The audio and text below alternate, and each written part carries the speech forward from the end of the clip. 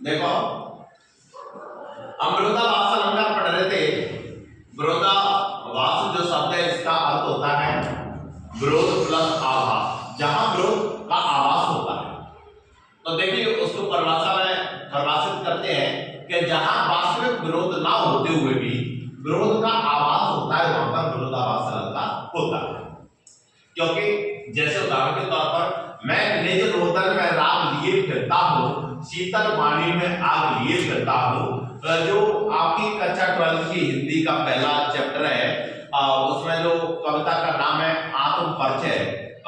कवि हरवंश राय बच्चन के द्वारा लिखित है, उसमें यही लाइनें दी गई है, उसमें विरोधाभास का अलंकार का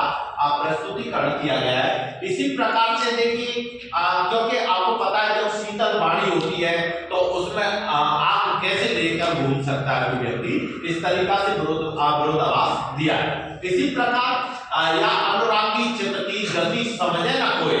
और ज्यो ज्यो घूमे श्याम रंग त्यों त्यों उज्जवल होए। आपको पता है श्याम रंग कैसा, काले कलर में सामने मतलब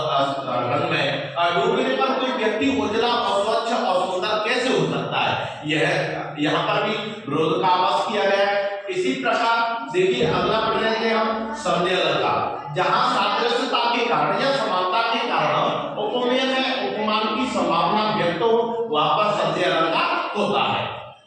देखिए जैसे साड़ी बेच नारी है कि नारी बेच साड़ी है, और साड़ी ही की नारी है कि नारी ही की साड़ी है, क्योंकि वहां पर जब द्रौपदी का जब चीर हरण हो रहा था तो दुशासन वगैरह जो दुर्योधन जो भी थे तो उस समय पर क्या है द्रौपदी का चीर हरण करते समय स्त्री मतलब लगातार साड़ी को खींचते गए, और वहां पर जो सभा में उपस्थित जो लोग थे वो साड़ियां खींच रहे थे, वो मूर्छित होकर जमीन पर गिर पड़े थे, लेकिन ना तो उस स्त्री को निर्वस्त्र कर सके और ना ही उस साड़ी का कोई छोर आया। इसलिए उस समय पर एक कवि ने अपनी कविता में दर्शाया कि यह महसूस नहीं हो पा रहा था कि जो पूरी महिला है वो साड़ी से ही बनी हुई है या साड़ी की ही महिला बनी हुई है। इसी तरीका से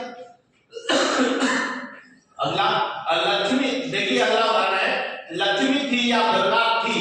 या स्वयं वीरता की अवतार। देखिए इनमें कोई कल्पना नहीं कर पा रहा है, किसी को देखकर ऐसा लग रहा है कि पता नहीं वो देवी लक्ष्मी है या देवी दुर्गा है या तो स्वयं वीरता की अवतार पैदा हुई है। इस तरीका से यहाँ पर भी कौन सा अलंकार है, संदेह।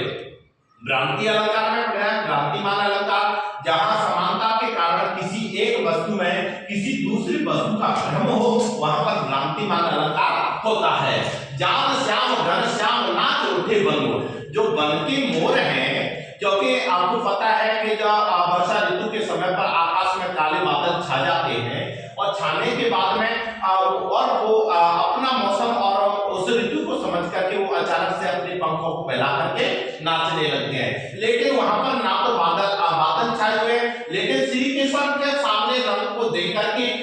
मोर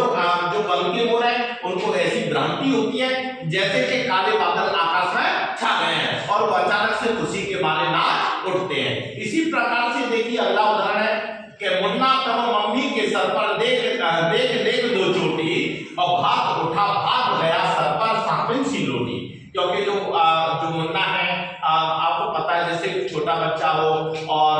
उस किसी प्रकार का कोई मतलब जो अबोध है वो बालक, और उसकी माँ ने जैसे अपने सिर पर 2 चोटियां कर रखी हो और वह कमर तक लटकी हो, तो उस समय पर उस बच्चे को इतना ज्ञान नहीं है वो चोटियां है क्या है, पर लेकिन उस समय पर क्या उसको इतनी भ्रांति हो रही है कि उसे ऐसा प्रतीत हो रहा है कि जैसे कि उसकी मम्मी के सिर पर सर्पिणी लौट रही हो। इस तरीका से वो अपने दाल भात को उठा करके भाग जाता है और कहता है कि माँ के सिर पर कौन है, सर्पिणी लेटी हुई है।